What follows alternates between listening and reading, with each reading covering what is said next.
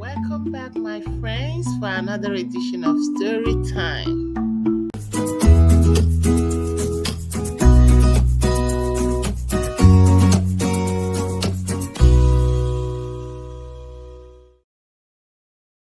The peace Tamar had found was fleeting.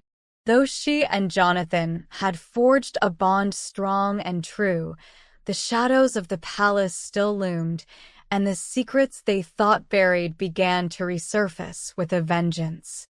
Scene 1. Amnon's obsession. Unbeknownst to Tamar, her half-brother Amnon had long harbored a dangerous obsession with her. His love, if it could be called that, was twisted and dark, festering in the corners of his mind. Amnon's desires grew with each passing day, a fire that threatened to consume him. Amnon's friend, Jonadab, a cunning and scheming man, noticed his torment. "Why do you, the king's son, look so haggard morning after morning?" Jonadab asked one day, feigning concern. Amnon sighed deeply. "I am in love with Tamar, my half-sister." Jonadab's eyes gleamed with a malicious light. "Then here is what you should do," he whispered, his voice dripping with deceit. Together, they concocted a plan that would bring Amnon's desires to fruition, and in doing so, would shatter Tamar's world. Scene 2. The betrayal. Feigning illness, Amnon requested that Tamar come to his chambers to prepare food for him. Unsuspecting and kind-hearted, Tamar obliged. As she worked, Amnon watched her every move, his intentions hidden behind a facade of weakness. When the servants had been dismissed, Amnon's demeanor changed. He grabbed Tamar's wrist, his grip strong and unyielding. "Come, lie with me, my sister." Tamar's eyes widened in horror. "No, my brother, do not force me. Such a thing should not be done in Israel. Do not do this disgraceful thing." But Amnon's lust overpowered his reason. He assaulted her, a brutal act that left Tamar broken and shamed. Scene 3. Aftermath and despair.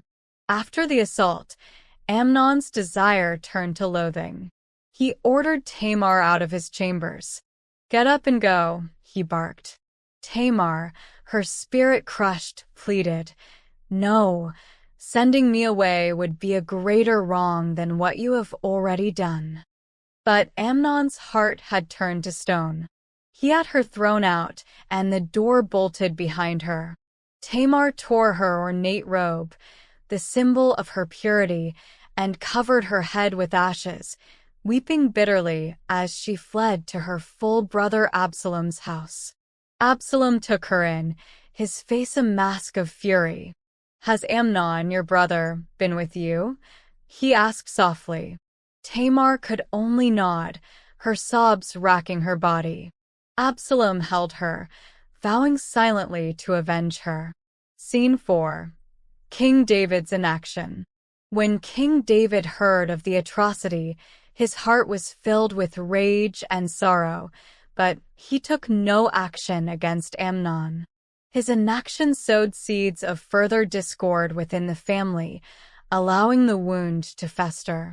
Tamar, now a desolate figure, remained in Absalom's house, her days a blur of grief and shame. Her once vibrant spirit was dimmed, and her laughter silenced. Scene 5. Absalom's vengeance. 2 years passed, and Absalom's fury grew unchecked. He bided his time, plotting his revenge with the patience of a predator. Finally, during the shearing of his sheep, he invited all the king's sons, including Amnon, to a feast. As the wine flowed and the night wore on, Absalom gave the signal. His servants struck down Amnon, killing him in cold blood. Chaos erupted, and the other brothers fled in fear, believing they too were targets. Scene 6. The brothers' turmoil. The news of Amnon's death reached King David, plunging him into deep mourning. The family was fractured beyond repair, with Absalom fleeing to Geshur to escape his father's wrath. The remaining brothers were caught in a web of fear and distrust. Adonijah, once an ally of Amnon, now found himself isolated. Solomon, the youngest, watched the unfolding drama with a mixture of sorrow and resolve, his wisdom growing in the crucible of family strife. Scene 7. Jonathan's support. Through it all, Jonathan remained steadfast by Tamar's side. He became her confidant, protector, and source of strength. He held her during the darkest nights, whispered words of comfort, and helped her rebuild her shattered sense of self. "Your worth is not defined by what happened to you," Jonathan would tell her, his voice a soothing balm. "You are strong and you are loved." Scene 8. Tamar's healing and resolve. With Jonathan's unwavering support, Tamar began to heal. She found solace in helping others, dedicating herself to aiding women who had suffered similar fates. Her kindness, once a source of vulnerability, became her greatest strength.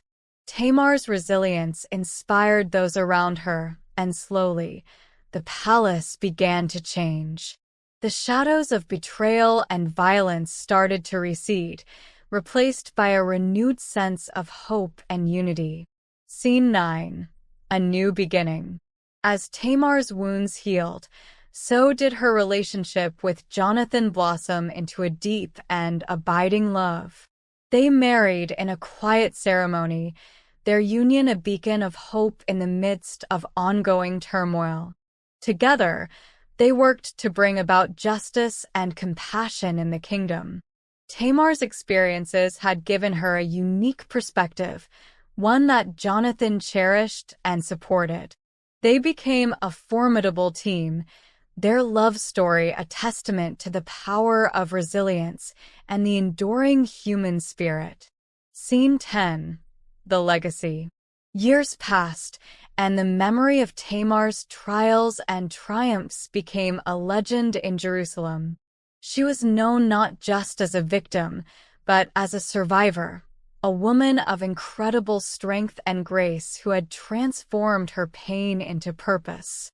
Tamar and Jonathan's legacy was one of hope and healing. They had faced the darkness together, unraveling the mysteries and suspicions that once shrouded the palace. Their love had brought light to the kingdom, inspiring generations to come. In the end, Tamar's story was not one of defeat, but of victory. She had unveiled the secrets that threatened to destroy her and emerged stronger, a beacon of hope and resilience for all who heard her tale.